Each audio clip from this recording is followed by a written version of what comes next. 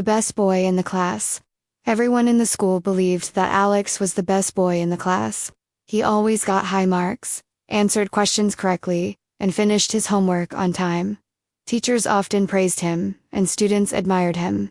However, being the best was not only about grades for Alex. Alex was kind and helpful. When someone didn't understand a lesson, he explained it patiently.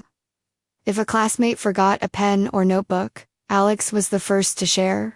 During group work, he listened to everyone's ideas and never tried to control the group. Because of this, many students felt comfortable around him. One day, a new student joined the class. He was shy and struggled with the language.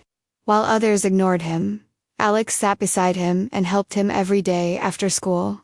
Slowly, the new student became more confident and started improving. At the end of the year, the teacher gave Alex an award. She said, "You are the best boy in the class, not because you are the smartest, but because you are the most caring." Alex smiled and understood that true success comes from helping others grow.